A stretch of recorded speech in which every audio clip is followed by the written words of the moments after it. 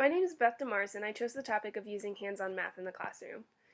I know throughout my undergraduate schooling, I learned that using hands-on strategies are very beneficial to the classroom, and I know it to be true, but I still always seem to be struggling to figure out how to use manipulatives in games more effectively. Many people I know, both students and adults, are intimidated by math and think it's boring. And I think it stems from how we are taught math.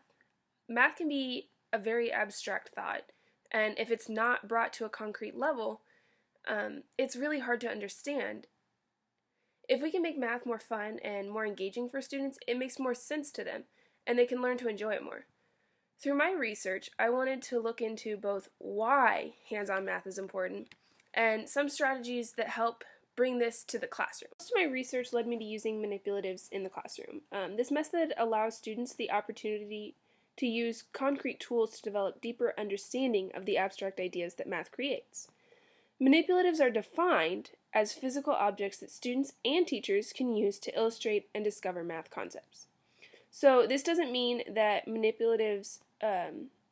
have to use manipulatives that were created for math, but really it's any tool that can help you create a deeper understanding of a math concept. So it can be any of the tools like the tools shown here, or a deck of cards, or really anything that you can think of that could help an understanding of math. The most important thing about manipulatives is that it has to be done and used often. If students are rarely using tools, they can't develop the knowledge they need to use them appropriately or to choose which ones would work best. This also requires that the teacher feels comfortable using them and explaining them throughout the lesson. The teacher has to prepare and plan for lessons. They can't just be thrown in at random if they're meant to be effective in teaching. The method of using manipulatives is called free access to manipulatives, and it can be extremely powerful in the classroom. It gives the students the freedom to choose and explore different materials that help them build concrete understandings of math concepts they are studying. So students would have a container of manipulatives at or near their desk, and students can work by themselves or with groups, however the classroom is set up, and use them, any of them, to help develop a deeper math understanding.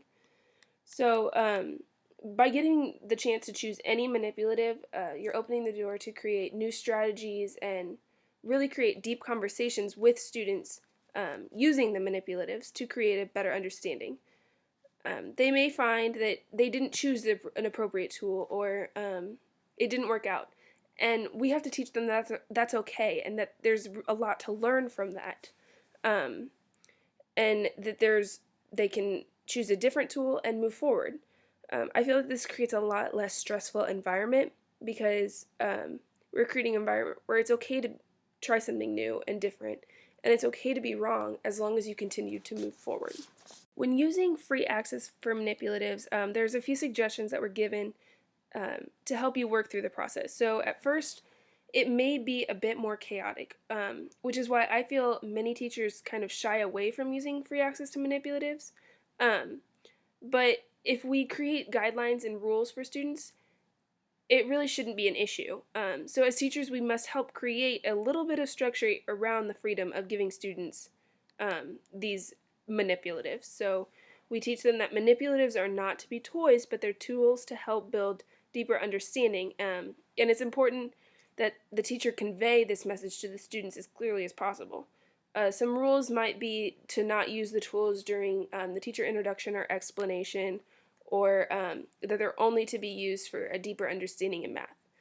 One thing that I hadn't really thought about before reading was thinking about the classroom arrangement.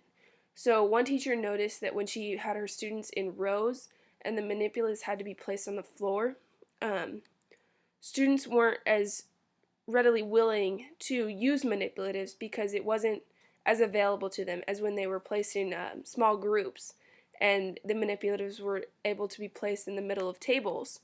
And that's when students tended to be more willing to try new things and different things.